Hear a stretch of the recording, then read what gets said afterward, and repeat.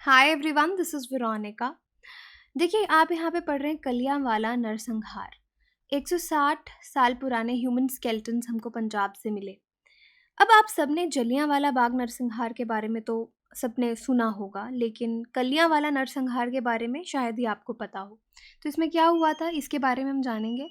आपकी कोई भी क्वेरी हो, आप मुझसे कनेक्ट कर सकते हैं फेसबुक, इंस्टाग्राम, टेलीग्राम पे। पीडीएफ जो है वो आपको सिर्फ और सिर्फ मेरे टेलीग्राम चैनल पे मिलेगा। अब देखिए, जैसे मैंने आपको कहा कि कलियांवाला नरसंहार के बारे में हमें शायद ही पता है। बेसिकली अंग्रेज़ जो सैनिक थे, उन्होंने अमृतसर में अजनाला एरिया में 282 भारतीय सिपाहियों को उनकी हत्या कर दी थी। और उनकी जो डेड बॉडीज़ थी, उनके जो शव थे, उनको एक कुएं में छिपा दिया गया था। अब बहुत सालों के बाद इस बात की पुष्टि हुई है कि ये जो डेड बॉडीज़ थी, ये जो स्केलेटन्स थे, शव थे, ये भारतीय क्रांतिकारियों के थे।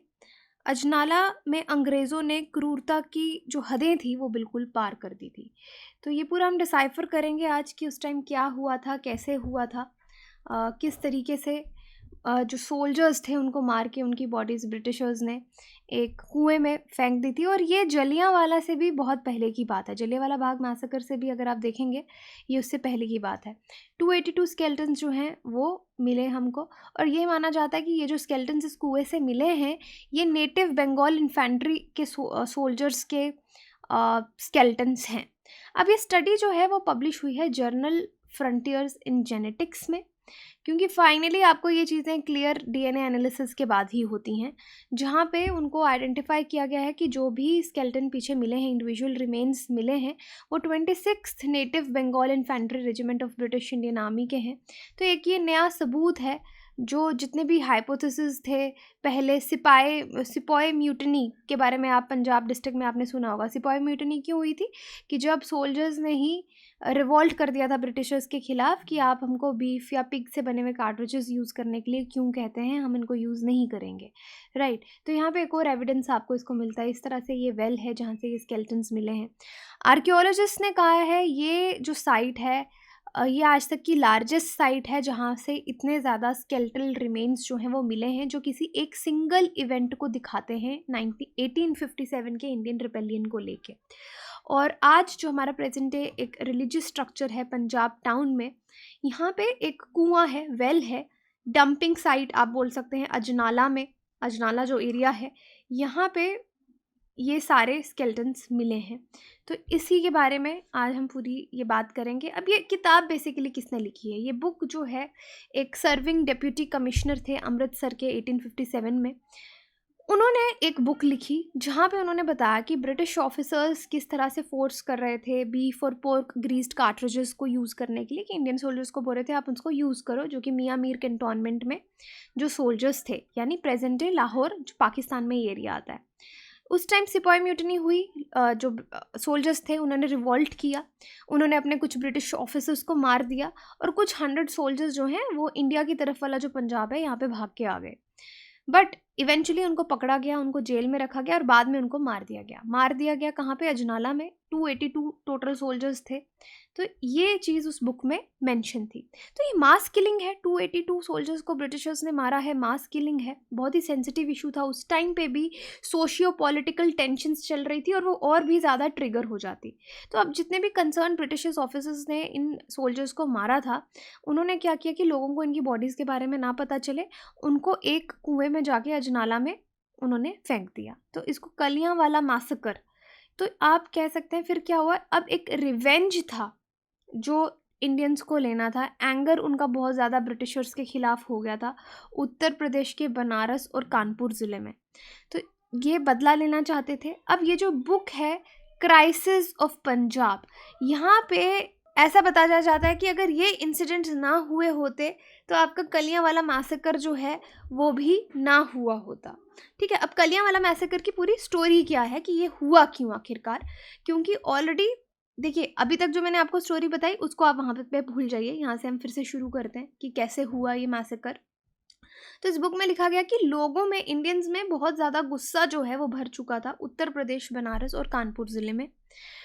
अब वो बोलते हैं कि अगर इस तरह के इंसिडेंट्स नहीं हुए होते तो शायद कलियांवाला मैसेकर भी नहीं हुआ होता।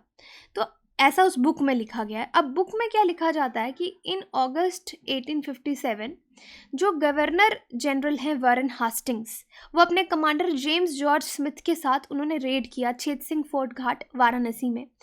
और यहाँ पे रेड करने से क्या हुआ, 107 लोग मर गए और 72 लोग जो हैं वो इंजर्ड हो गए।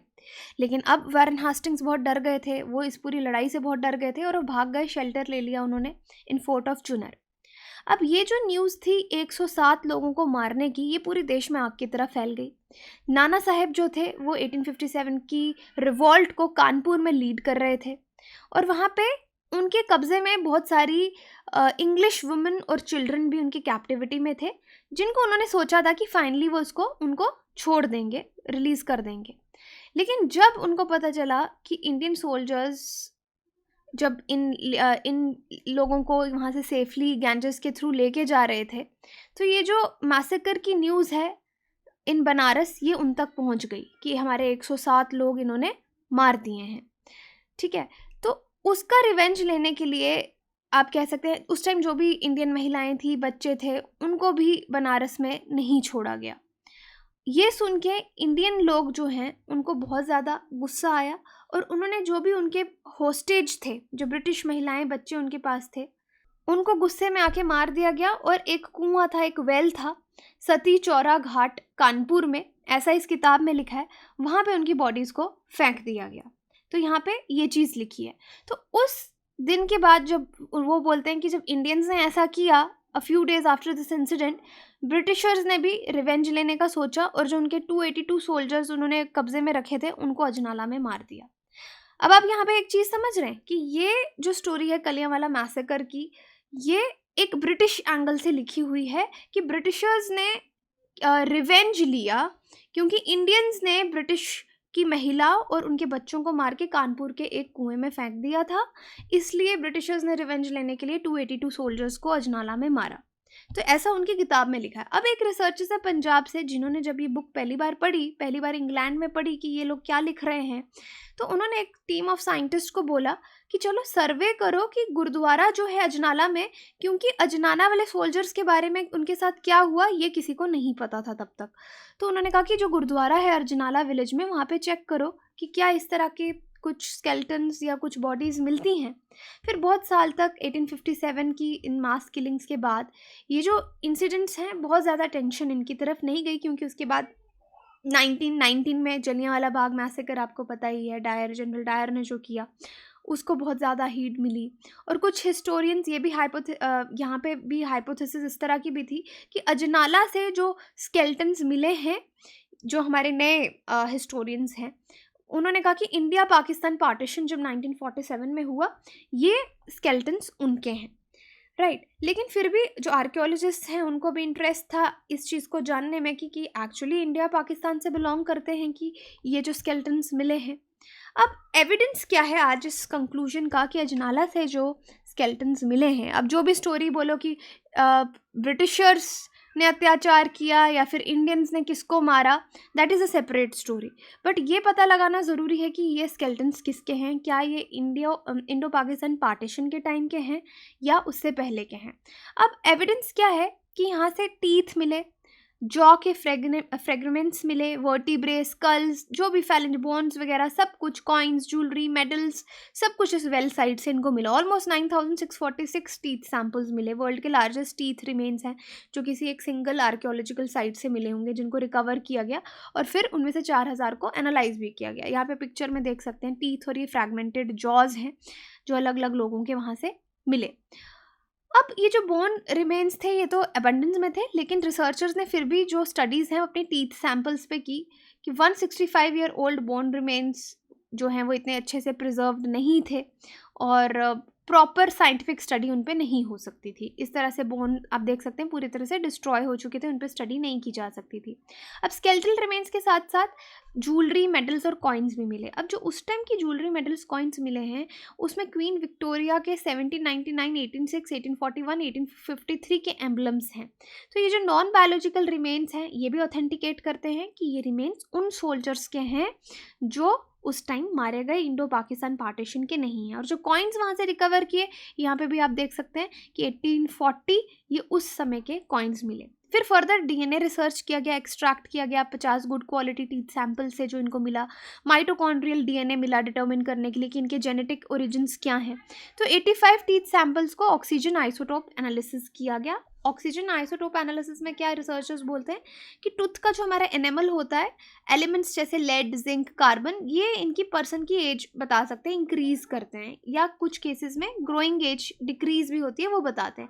ये डिपेंड करता है हम क्या डेली क्या खाना खा रहे हैं, डिपॉजिट्स आपके टूथ एनेमल पे रहते हैं, किस तरह का खाना खाया जा रहा है, एनेमल से पता चलता है।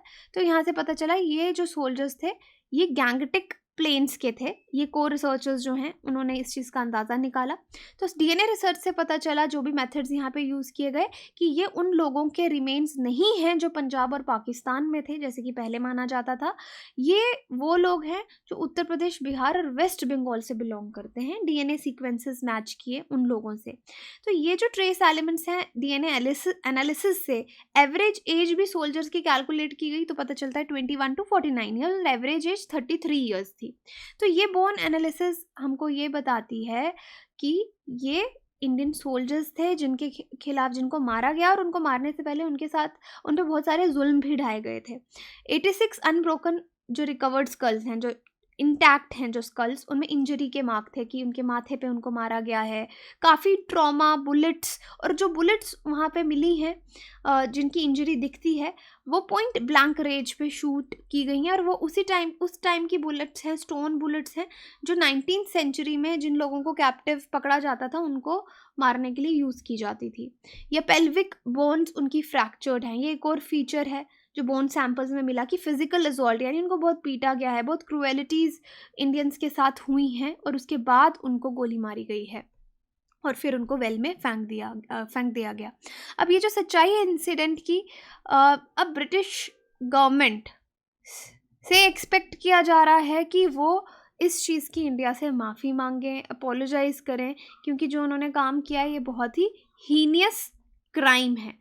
तो इस तरह की डिमांड भी है कि इनके मार्टर्स के नाम हमको मिल पाएँ, कि वो 288 सोल्जर्स कौन थे, क्योंकि उनको उनकी कोई भी हिंदू कस्टम्स के साथ उनको क्रिमेट नहीं किया गया, सीधा मार के वेल में फेंका गया, राइट। तो यहाँ पे जो मैंने आपको शुरू वाली स्टोरी भी सुनाई कि जो ब्रिटिश होस्टेजेस थे बनारस, कानपुर में, उनको इंडियंस ने मारा। अब ये सब बातें जो हैं ये ब्रिटिश एंगल से शुरू में बुक में लिखी गई, लेकिन वहाँ से हमको एविडेंस मिला, एटलीस्ट ये पता चला कि भाई जाके आप अजनाला एरिया में चेक करो, इस तरह के स्केल्टन्स हैं क्या, इस तरह का कुछ इंसिडेंट हुआ था। उसके बाद ही ये इंसिडेंट लाइट में आया और इस पर रिसर्च होने शुरू हुई, और बहुत देर तक लगता रहा कि शायद पार्टीशन के टाइम का है, लेकिन फाइनली ये सारे डीएनए एनालिसिस और नॉन बायोलॉजिकल जो मेडल्स, कॉइन्स मिले, ज्वेलरी मिली, वो हमको दिखाती है कि इंडो पाकिस्तान पार्टीशन टाइम का नहीं, बल्कि ये कलियांवाला मैसेकर आप इसको बोल सकते हैं, राइट। तो यही था हमारा आज का डिस्कशन। आपकी कोई क्वेरी हो आप मुझसे कनेक्ट कर सकते हैं। बाकी ना तो question is, who was the governor general of India at the time of sepoy mutiny? Lord Hardinge, Lord Canning, Lord lighten, Lord Dalhousie?